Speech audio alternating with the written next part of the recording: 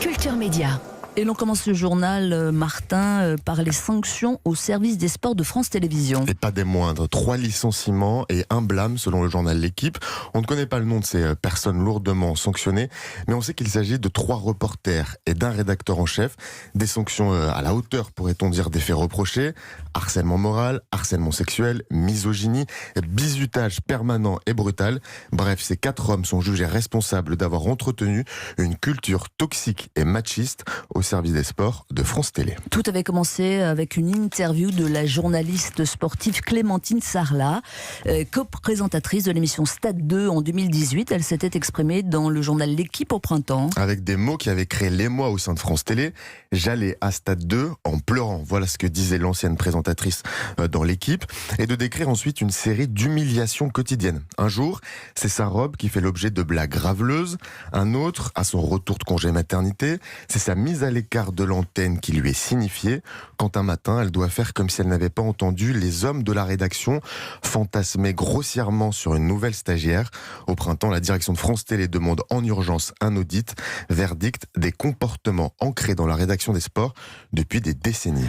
On continue avec Donald Trump qui veut interdire TikTok. Alors tout commence vendredi. Le président est à bord de son gros Air Force One, l'avion présidentiel. Il est avec des journalistes et là, Donald Trump annonce comme si de rien n'était une interdiction quasi certaine dès le lendemain de TikTok. Tout est dans le quasi certain. Bon, on a vérifié samedi, TikTok était toujours téléchargeable aux États-Unis, mais les teenagers américains ont quand même frôlé la crise de larmes. Pourquoi l'interdire ? Eh bien c'est simple, parce que TikTok appartient à un grand groupe chinois et Donald Trump est persuadé que les Chinois en profitent pour espionner tous les petits Américains. Il y a menace sur la sécurité nationale, clame le président américain. C'est très très sérieux, une enquête fédérale est en cours. Bon, aucun rapport public n'a encore été révélé publiquement. Pour faire retomber la pression, les Chinois sont même en train de négocier avec Microsoft, c'est ce que rapporte la presse américaine. Les Chinois seraient prêts à vendre leur filiale américaine aux géants informatiques, c'est pas rien, c'est dire si les Chinois sont prêts à négocier. Tout cela aurait dû être signé ce week-end, sauf que selon les médias américains toujours, Trump, en parlant trop vite dans son avion, a fini par énerver et vexer sérieusement les Chinois qui maintenant veulent encore attendre un peu avant de vendre. Trump n'a pas encore réagi sur Twitter. Supplice chinois donc.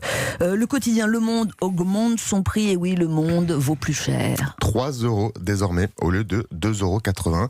Avec la crise publicitaire du Covid, le quotidien doit trouver de l'argent en urgence. Alors pour l'instant, le trou d'air pour le journal avec cette crise est de 30 millions d'euros par rapport à l'année dernière. Et le prix en numérique pour l'instant ne bouge pas. On parle ce matin d'une jolie initiative, un livre de photos pour la bonne cause au profit de la Fondation Abbé Pierre. Oui, je l'ai ici, regardez. Paris Lockdown, c'est le nom de ce journal, enfin de ce livre photo. Paris confiné, ce sont 100 clichés de la capitale bien seule pendant ces 7 semaines de confinement, 55 jours interminables, 1320 heures d'incertitude. Ce sont des clichés en noir et blanc, comme pour figer encore plus ce temps qui s'est brusquement arrêté. Alors sans grosses cabrioles, sans riches touristes des Émirats, on voit l'Arc de Triomphe abandonné sur la plus vide avenue du monde. Le parvis de la Défense est bien insipide, sans ses hommes d'affaires en cravate stressée et ces femmes en tailleur à la démarche assurée. Quelques pages plus loin, on rencontre... Comment ? Les femmes en tailleur à la démarche assurée. Ouais, oui, vous les voyez jamais à la Défense, on les voit marcher, elles bien sont sûr. au milieu de ces hommes stressés. Alors heureusement, pendant le confinement, quelques pages plus loin, on rencontre un jeune homme devant le Sacré-Cœur, mais lui est seul, sans personne, recroquevillé, la tête entre les bras. Et puis soudain, on aperçoit une tente gare de l'Est avec un petit lapin tacheté devant. C'est la tente d'un sans-abri. Freddy Girolamo, le photographe de ces 100 clichés pour la Fondation Abbé Pierre, nous explique. Premier matin où j'ai pris mon 2 roues, j'ai été dans Paris, je me suis garé rue de Rivoli et autour de moi, j'étais tout seul, il y avait que des SDF dans la rue. C'était des gens, peut-être ils sont là toute l'année, mais en général avec le trafic, la circulation, on les voit pas. Et là, moi j'ai vu que ces personnes-là, mais c'est vrai que ça m'a choqué le premier jour. J'étais impressionné le nombre de SDF qu'il y avait dans la rue. Des invisibles devenus visibles dans ce livre de photographie. Paris Lockdown, c'est à la Fnac et dans quelques librairies parisiennes. C'est 15 € pour la bonne cause, pour la Fondation Abbé Pierre.